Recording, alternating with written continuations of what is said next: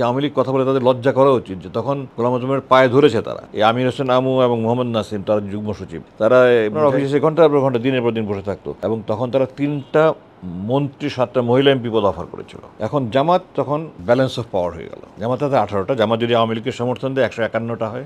প্রথম ম্যাডাম জিয়া প্রধানমন্ত্রী হলেন জামাতের সমর্থনে। জামাত এবং বিএনপি 1980-র দশক থেকে একসাথে রাজনীতি করে এসছে। 1980-র দশকে এরশাদ বিরোধী আন্দোলন করলো একসাথে, যুগপৎ আন্দোলন করলো। আওয়ামী লীগের নেতৃত্বে 15 দল, বিএনপি নেতৃত্বে 7 দল এবং জামাত আলাদাভাবে, এবং 3 দলের জয়েন্ট সেক্রেটারি বসে একসাথে লিয়াজা কমিটি মিটিং করেছে। এগুলো ছবি আছে, গণমাধ্যমে এসছে এগুলো। বিএনপি যখন জামাতকে কিন্তু প্রতিপক্ষ মনে করেনি।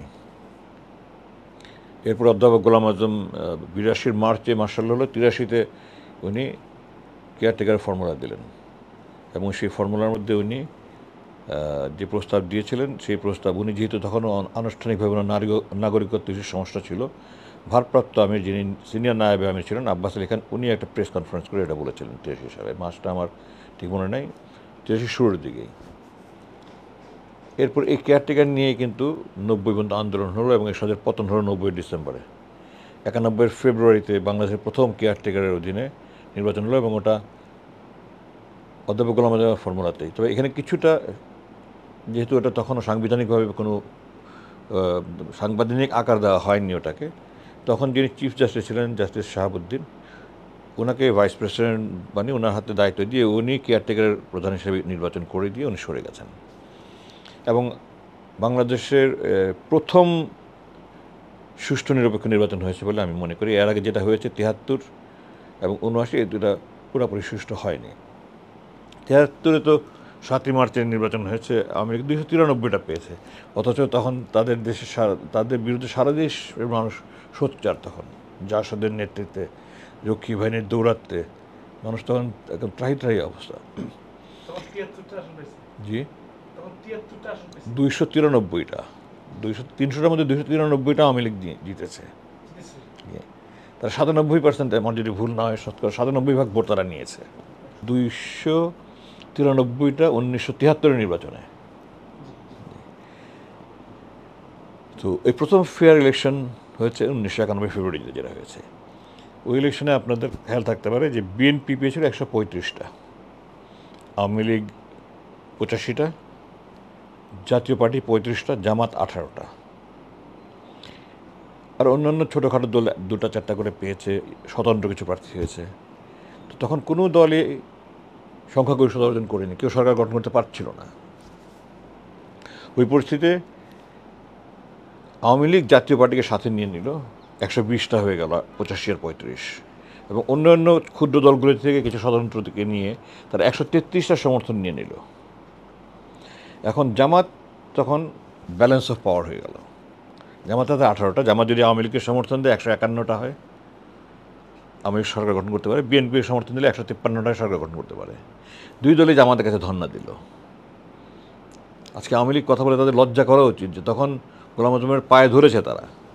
এই আমির হোসেন আমু এবং মোহাম্মদ নাসিম, তারা যুগ্ম সচিব, তারা মুজাহিদ সাহেব তখন জামাতের যুগ্ম সচিব, ওনার অফিসে সে ঘন্টার পর ঘন্টা দিনের পর দিন বসে থাকতো এবং তখন তারা 3টা মন্ত্রী 7টা মহিলা এমপি পদ অফার করেছিল জামাতকে, কিন্তু জামাত ও সমর্থন দেয়নি। জামাত তখন বিএনপিকে নিঃশর্তে সমর্থন দিয়েছে, এটা পৃথিবীর ইতিহাসে নেই। জামাত কিন্তু তখন বলতে পারতো যে ওরা 3টা-7টা দিয়েছে, তোমরা যদি আমাদেরকে 5টা-10টা দাও তোমাদেরকে সমর্থন দেবো, দর কষাকষি করতে পারতো। জামাত বলতে পারতো আমাদের আমিরের নাগরিকত্ব দিতে হবে, ওনাকে প্রেসিডেন্ট বানাতে হবে, এই সমস্ত অনেক দাবি দাওয়া করতে পারতো। দুই দলে কিন্তু তখন মরিয়া। আওয়ামী লীগ 16 বছর ক্ষমতায় নেই, বিএনপি 10 বছর ক্ষমতায় নেই, দুই দলই তখন মরিয়া ক্ষমতা। অধ্যাপক গোলাম আজম তখন কিন্তু সম্পূর্ণ দেশপ্রেমে উদ্বুদ্ধ হয়ে দেশে গণতন্ত্রের একটা সুষ্ঠু উত্তরণের জন্য নিঃস্বার্থভাবে শর্তহীন সমর্থন দিয়েছে। আপনি পৃথিবীর ইতিহাসে খুঁজে পাবেন না। জামাত যদি তখন আওয়ামী লীগের সমর্থন দিত, যদি বিএনপিকে বলতো 5টা-10টা দেন, আবার আওয়ামী লীগকে এসে বলতো যে ওরা 5টা-10টা দিতে চেয়েছে, তোমরা যদি বেশি দাও তাহলে তোমাদেরকে রাজি দিব, ওরা 6টা-11টা 6টা-12টা এরকম দিতে পারতো, তখন বার্গেন করতে পারতো, দর কষাকষি করতে পারতো, করেনি। কারণ এটা সাংবিধানিক সংকট যেন না হয় এই উদ্দেশ্যে বিনা শর্তে সমর্থন দিয়েছে, যেটা আমি বললাম আপনি এই নজির পাবেন না। এই প্রথম ম্যাডাম জিয়া প্রধানমন্ত্রী হলেন জামাতের সমর্থনে। এরপরে 91-96 বিভিন্ন জন ক্ষমতায়, তখন মানুষ বলে যে জামাত আওয়ামী লীগের সাথে কেয়ারটেকার আন্দোলন করেছে। আমি আপনাকে বলি, আমি রাজনীতি কোনোদিন করিনি, এখনও করি না, কিন্তু আমাকে রাজনীতির ব্যাপারে সবসময় সচেতন থাকতে হয়েছে। কারণ রাজনীতির ময়দানে কিছু হলে এটা আমার বাবার গায়ে এটার উত্তাপটা লাগবে। আমার বাবার গায়ে যদি উত্তাপ লাগে, এটা আমাকেও, আমার মধ্যে প্রভাব ফেলবে, আমি ক্ষতিগ্রস্ত হব। যেমন সবসময় খবর রাখতে হয়েছে। তো তখন আমি আমার বাবাকে জিজ্ঞাসা করেছিলাম যে আপনি আওয়ামী লীগকে সমর্থন না দিয়ে ওই সুযোগ, ওই লোভনীয় প্রস্তাব আপনি নিলেন না কেন, শর্তহীন দিলেন? তখন বলেন যে বাংলাদেশে একটা সুষ্ঠু গণতন্ত্র উত্তরণের জন্য আর কোনো বিকল্প ছিল না, 1 নম্বর। 2 নম্বর, আওয়ামী লীগ তো এরা ভারতের গোলাম বানিয়ে ফেলবে আমাদেরকে, এরা ইসলামী মূল্যবোধে বিশ্বাসী জাতীয়তাবাদী শক্তি। তো আপনার শর্ত দিলেন না কেন? তো শর্ত দিলে তখন এটা নিয়ে মনে হতো যে আমরা ক্ষমতার জন্য রাজনীতি করছি। আমরা ক্ষমতার জন্য রাজনীতি করি না, আমরা দেশের কল্যাণের কথা চিন্তা করে, বাংলাদেশের কল্যাণের কথা চিন্তা করে আমরা ওটা করেছিলাম। তো এরপরে যখন আমার বাবা মনোনয়ন নিজামী, তখন জামাতের সংসদীয় নেতা, সেক্রেটারি জেনারেল, ওনাকে দিয়ে বারবার ম্যাডাম জিয়ার কাছে প্রস্তাব পাঠিয়েছে যে কেয়ারটেকার বিল আপনারা আনেন, এনে পাশ করেন, আপনারাই আবার সরকার আসবেন। কিন্তু বাংলাদেশের সুষ্ঠু গণতান্ত্রিক ধারা অব্যাহত রাখার জন্য এটা অত্যন্ত জরুরি। এটা 91 সরকার গঠনের পর। হ্যাঁ, পরে মানে পরপরই তো আমার বাবা 1 বছর পরে তো গ্রেপ্তার করে হয়ে গেল আপনার নাগরিকত্ব মামলায়। মার্চে 92, 24শে মার্চ সম্ভবত, 23 অথবা 24, এই মুহূর্তে আমার তারিখটা কনফার্ম মনে পড়ছে না। তো উনি গ্রেফতার হয়ে গেলেন। এরপর ওখান থেকে 16 মাস পরে উনি নাগরিকত্ব সহ উনি মুক্তি পেলেন, হাইকোর্ট, সুপ্রিম কোর্টের সবখানে জয়ী হয়ে। এরপরে উনি প্রস্তাব পাঠিয়েছেন যে আপনারা কেয়ারটেকার বিল আনেন, এটা পাশ হলে আপনারাই আবার নির্বাচন হলে ক্ষমতায় আসবেন। কিন্তু আমি মনে করি ম্যাডাম জিয়ার যারা উপদেষ্টা আছে তারা ভালো পরামর্শ দেয়নি ওনাকে। তো উনি তো আপনারা জানেন কিনা জানি না, উনি যারা গণমাধ্যমে এসেছে উনি বলেছে এক পাগলা শিশু ছাড়া কেউ কেয়ারটেকারের কথা বলবে না, এই ধরনের কথা বলেছেন বলে গণমাধ্যমে এসছে। আব্বার কাছে আমি শুনেছি যে উনি নিজাম আব্বা একাধিকবার প্রস্তাব পাঠিয়েছেন যে ম্যাডাম জিয়া বলেছেন যে এই মুখ দিয়ে কোনোদিন কেয়ারটেকার উচ্চারণ হবে না, এইভাবে আঙ্গুল দিয়ে দেখাচ্ছে। আমার বাবা আমাকে এইভাবে আঙ্গুল দিয়ে একাধিকবার দেখিয়েছেন। এটা কী হলো, তারা দলীয় সরকারের অধীনে নির্বাচন করলো 96 ফেব্রুয়ারিতে। তখন এই 96 আর 94 মাঝামাঝি সময়ে আওয়ামী লীগ যখন আন্দোলন শুরু করার পায় তারা করছে, তখন আমার বাবা মেসেজ পাঠিয়েছে যে আপনারা 93তে সম্ভবত আব্বা 16 মাস পরে, মানে জুলাই 93তে উনি মুক্তি পেয়েছিলেন। 93 মুক্তির পরপর উনি প্রস্তাব পাঠিয়েছেন, তখন আওয়ামী লীগ কেয়ারটেকার নিয়ে কথাবার্তা বলা শুরু করেছে। তো আব্বা তখন আবার প্রস্তাব পাঠিয়েছেন পরে, তখন বলছে এই মুখ দিয়ে কেয়ারটেকার উচ্চারণ হবে না, যে আওয়ামী লীগ যদি আন্দোলন করে আমরা চুপচাপ বসে থাকতে পারবো না, কারণ এটা আমাদের ইস্যু, আমাদের ইস্যু নিয়ে তারা আন্দোলন করবে, আর আমরা চুপচাপ বসে থাকলে আমাদের রাজনৈতিক মৃত্যু হবে। হ্যাঁ, নিজামী সাহেবকে খবর পাঠিয়েছেন, সরাসরি কথা বলেননি, নিজামীকে খবর পাঠিয়েছেন যে আমাদেরকে আওয়ামী লীগের দিকে ঠেলে দিবেন না, ওরা যদি আন্দোলন শুরু করে আমরা আন্দোলন না গিয়ে পারবো না, আন্দোলন না করলে আমাদের রাজনৈতিক মৃত্যু হবে। তারপরে উনি এটা রাজি হননি, সব বিল আনেননি। মানুষ বলে আওয়ামী লীগের সাথে জামাত লেজুর ভিত্তি করছে, হাস্যকর কথা। মানুষ ইতিহাস না জেনে, সঠিকভাবে না জেনে বললে তো হবে না। এটা তো জামাতের ইস্যুটা সবাই জানে, কেয়ারটেকার সরকারের রূপকার অধ্যাপকগুলো আমাদের সবাই জানে। তো যখন উনি প্রস্তাব পাঠিয়েছে ওটা বিল আনলে, আওয়ামী লীগ যখন আন্দোলনের পায়তারা করছে, এটা যে কোনো প্রজ্ঞাবান রাজনীতিবিদই বলবে যে এটা আমাদের ইস্যু, আরেক দল রাজনীতি করলে আমি যদি এটাকে সমর্থন না করি, একসাথে আন্দোলন না করি, ওই ইস্যু নিয়ে আন্দোলন না করি, তো রাজনীতির ময়দানে তাদের অবস্থান খুব দুর্বল হয়ে যাবে। তো ওনাদের কোনো বিকল্প ছিল না, যখন বিল আনেনি তখন আওয়ামী লীগ আর একসাথে যুগপৎ আন্দোলন করেছে।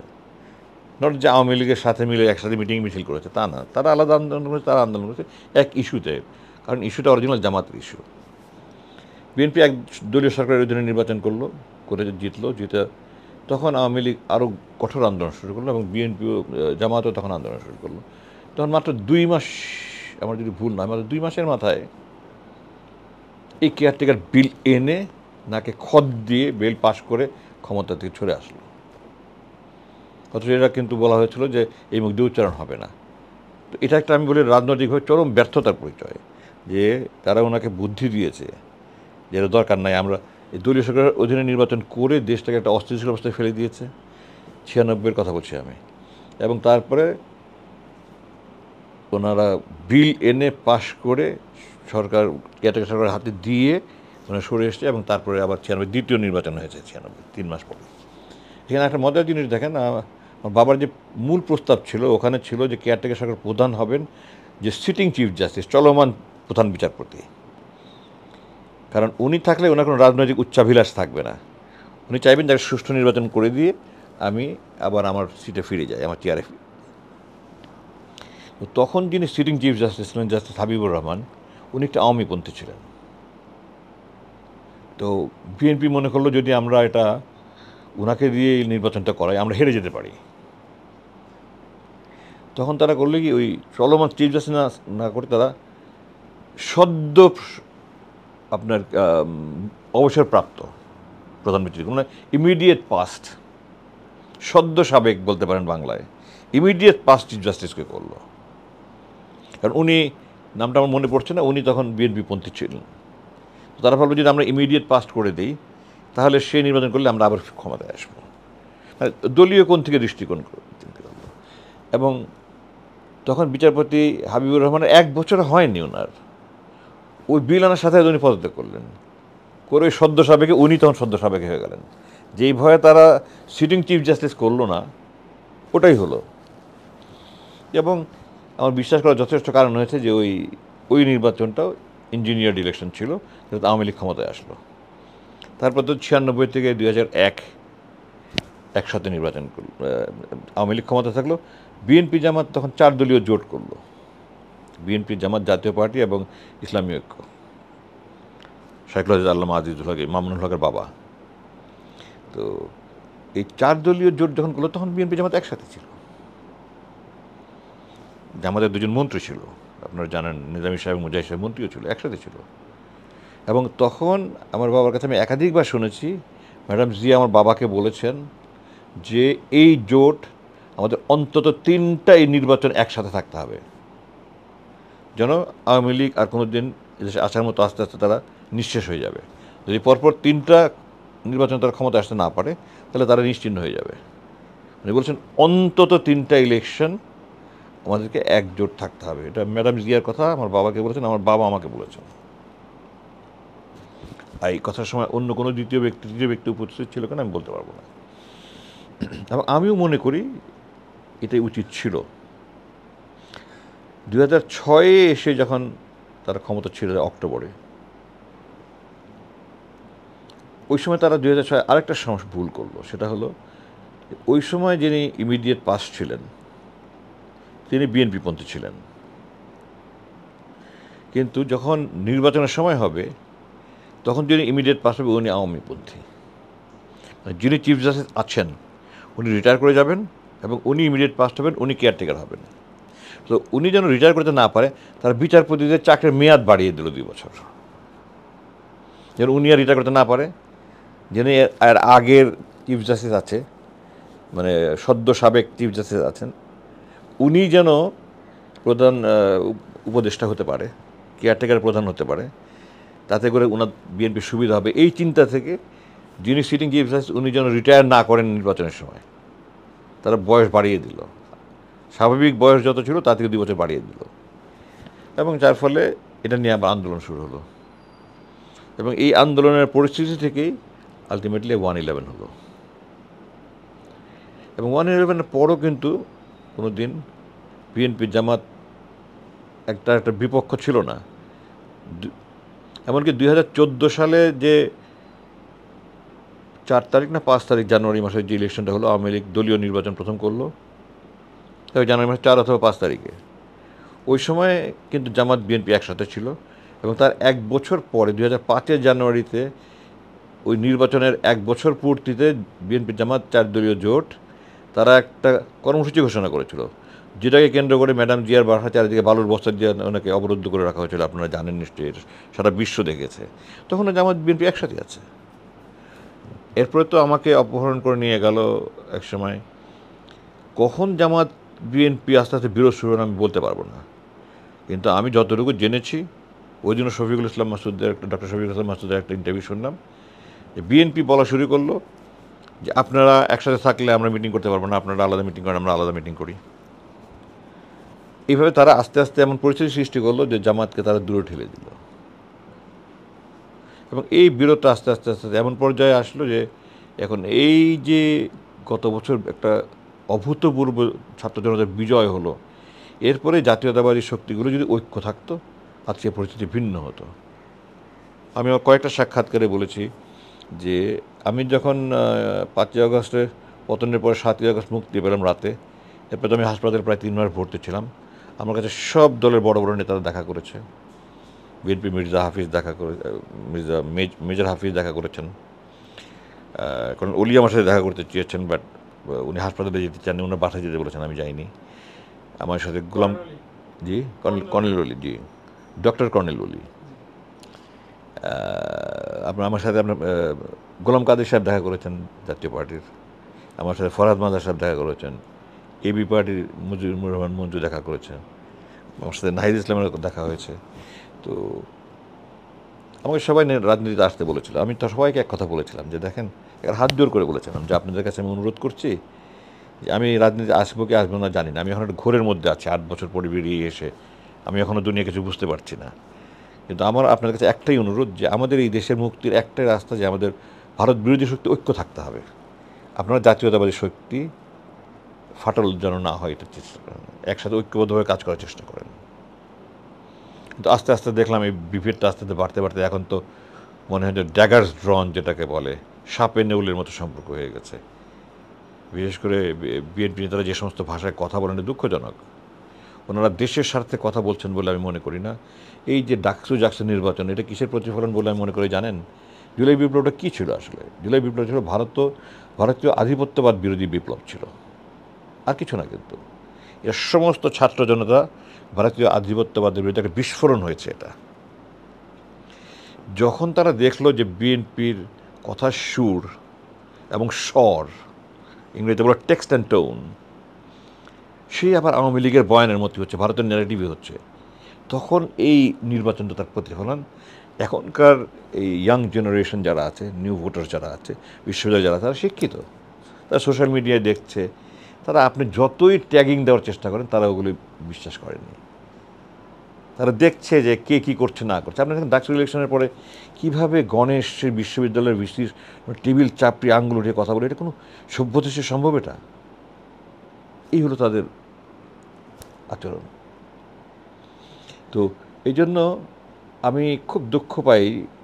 আপনার এই গত 16ই জুলাই বাংলা এডিশন, যে ইলিয়াস হোসেনের বাংলা এডিশনের আনুষ্ঠানিক লঞ্চিং হলো, ওখানে আমাকে দাওয়াত করেছিল। ওখানে আমি যাদের কথা বলবো ওনারা সবাই উপস্থিত ছিলেন, আরও অনেক মন্ত্রী, সাবেক মন্ত্রী, জামাতের কেন্দ্রীয় নেতৃবৃন্দ অনেকেই ছিলেন এখানে, অন্যান্য বিভিন্ন পার্টির লোকজন ছিল। ওখানে আমি এই কথাগুলি বলেছি যে আমি ওনাদেরকে সেই গত অগাস্টে বলেছিলাম যে আপনারা ঐক্যবদ্ধ থাকেন।